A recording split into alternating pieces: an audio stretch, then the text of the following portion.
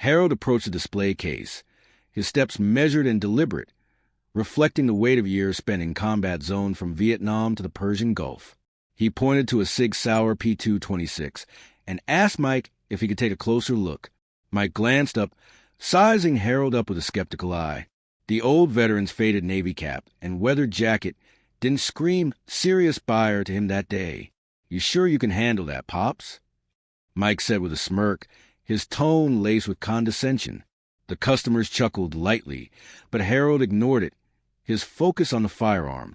As Harold examined the gun, he shared a brief anecdote about using a similar model during a classified operation in the 1980s. Mike interrupted him mid-sentence. "Look, old-timer, if you're not buying, I got real customers to attend to." Harold paused, his expression unchanging, and calmly explained that he was indeed interested in purchasing, but wanted to ensure it fit his needs. Mike rolled his eyes. "We've got a policy here, no loitering. If you're just here to reminisce, take it outside." The tension in the shop thickened as Harold tried to respond, but Mike cut him off again. "Out, now, before I call the cops." Harold placed the gun back on the counter, without a word, turned, and walked out the door, his dignity intact despite the humiliation. The customers exchanged glances, one muttering, "That was harsh," but Mike shrugged it off. "Guy's probably senile. Can't have him wasting my time." Little did Mike know that Harold Jenkins wasn't just any veteran. He was a legend among his peers, a man who had led teams through hell and back, earning medals that could fill a display case of their own. An hour later, the door to Patriot Arms swung open again, but this time it wasn't one man entering. A group of 10 burly, fit men in their 50s and 60s filed in, their presence commanding immediate attention. They were Harold's former SEAL teammates, men who had trained together, fought together, and survived together. Word had spread quickly through their tight-knit network after Harold texted a simple message. "Got kicked out of Patriot Arms for loitering." Felt like sharing a story. The team, scattered across nearby states but always ready to rally, had converged on Milford with a purpose. The leader of the group, a grizzled ex-SEAL named Tom Riley, stepped forward. Tom had been Harold's right-hand man in countless missions. His voice carried the authority of someone who had stared down worse than a rude shop owner. "We're here to browse," Tom announced, his eyes locking onto Mike. The other men spread out, examining rifles, ammunition, and accessories with the precision of experts. Mike, sensing something off, forced a smile. "Welcome, gentlemen. What can I help you with today?" One of the SEALs, a man named Carlos Mendoza, picked up an AK-47 replica and inspected it closely. "This thing's got some play in the action," Carlos noted loudly enough for everyone to hear. Back in Nam, a jam like that would have gotten someone killed. The customers from earlier perked up, realizing these weren't ordinary shoppers. Another SEAL, Frank Dawson, chimed in from the handgun section. "Yeah, and look at this Glock. Trigger pull feels off. We use these in the Gulf. Precision matters." Mike approached Tom, trying to maintain control. "You fellas look like you know your stuff. Veterans?" Tom nodded. "Navy SEALs, retired. All of us served with Harold Jenkins." Mike's face paled slightly at the mention of the name. The old guy from earlier? That was just a misunderstanding. Tom raised an eyebrow. "Misunderstanding?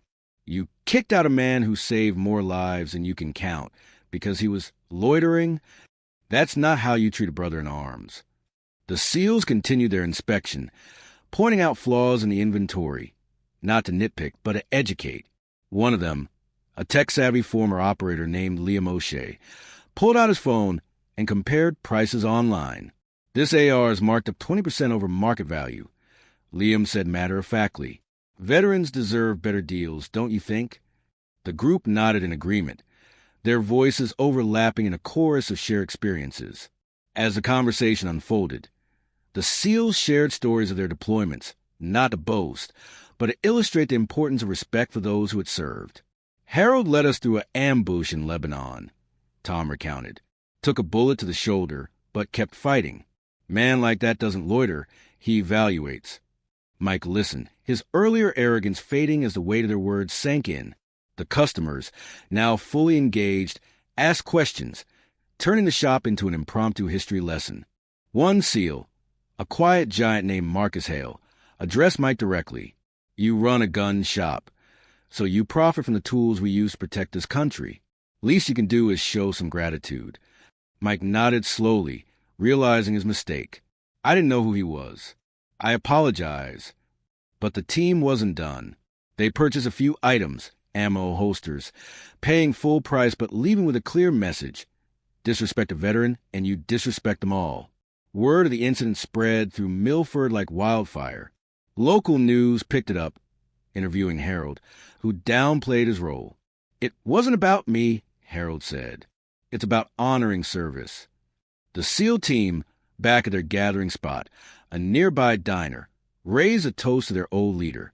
"Yeah," they chorused, a reminder that bonds forged in battle never break. In the days that followed, Patriot Arms saw a surge in veteran customers, many citing the story as their reason for visiting. Mike implemented a new policy: discounts for all military personnel, active or retired. He even reached out to Harold personally, inviting him back for a free custom engraving on any firearm. Harold accepted, not for the gift, but for the lesson learned.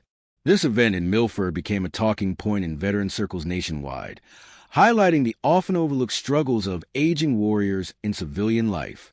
Harold Jenkins, the unassuming hero, continued his routine, but with a renewed sense of camaraderie from his team. The SEALs, scattered once more, knew they could always count on each other, no matter the mission. But let's rewind to how it all began that morning. Harold had woken up early, as he always did, his body clock still set to military time. He sipped his black coffee, staring at the wall of medals in his modest home. Each one told a story of sacrifice, but Harold rarely spoke of them. Today, he decided to visit Patriot Arms after reading about new regulations on firearm sales in the local paper. He wanted to stay informed, perhaps pick up something for home defense. Upon entering the shop, the bell above the door jingled, announcing his arrival. Mike was polishing a rifle behind the counter, and two customers were debating caliber choices. Harold nodded politely and made his way to the pistols. "Morning," he said. Mike barely looked up. "Help you with something?" Harold requested to see the P226, and Mike handed it over reluctantly. As Harold handled the weapon, muscle memory kicked in. He checked the slide, the sights, everything. "This reminds me of Operation Urgent Fury," he started, but Mike waved him off. "Save the war stories, buddy. Buy or buy." Harold persisted, explaining his interest, but Mike's patience snapped. "Out! You're scaring away business." Harold exited without argument, pulling out his phone in the parking lot. His text to the group chat was brief, but it ignited a fire. Within minutes, responses flooded in. "On my way. Can't let that slide." Rally Point, the shop. Tom Riley, living just 30 miles away, was the first to arrive at Harold House. "What happened, Chief?" Harold relayed the events calmly. Tom shook his head. Time to educate. Calls went out, and the team assembled. Carlos from Maryland, Frank from D.C., Liam from Pennsylvania, Marcus from North Carolina, and others who dropped everything. They carpooled to the shop, arriving exactly an hour later. The door opened, and the SEALs entered in formation, though casually dressed. Mike's initial welcome turned to unease as they fanned out. "Looking for anything specific?" he asked. Tom replied, "Just browsing, like our friend Harold was." The SEAL's expertise shone through. Carlos disassembled a rifle in seconds, pointing out maintenance tips. "See this? Carbon buildup can be deadly." Frank tested triggers, sharing field anecdotes. "In Desert Storm, a smooth pull saved my life." Liam pulled up specs on his tablet. "This model's recalled for safety issues. You aware?" Mike defended his stock. "Everything's up to code." But the team pressed on. Marcus, the tallest, loomed over the counter. Respect isn't optional. Harold's a hero. The customers listened raptly, one revealing he was a vet himself. "Army Ranger here. Salute to you all." As the hours stretched, the SEALs made purchases. A scope for Tom, bullets for Carlos. They paid and left, but not before Tom handed Mike a card. Veterans Association. "Join us." Mike took it, humbled, Back at the diner, the team debriefed.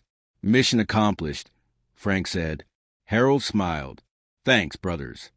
They shared laughs over burgers, recounting old ops. The story didn't end there. Social media buzzed with posts from witnesses. SEAL team shuts down rude gun shop owner. Videos surfaced, going viral. News outlets covered it. Interviewing Mike, who admitted, I learned a valuable lesson about respect. Harold received calls from across the country, veterans sharing similar experiences. He started a local support group, meeting weekly at the diner. The SEALs visited when they could, strengthening their bond. Milford changed too. Other businesses offered vet discounts. The mayor declared a Veterans Appreciation Day. Patriot Arms thrived under Mike's new approach, with Harold becoming a regular advisor. This incident reminded everyone the heroes walk among us, deserving honor. Harold Jenkins, the old veteran, proved that true strength lies in quiet resilience and unbreakable loyalty. Expanding on Harold's background, he enlisted in 1965 at age 18, straight out of high school in rural Virginia. Boot camp forged him, then Vietnam deployments tested him.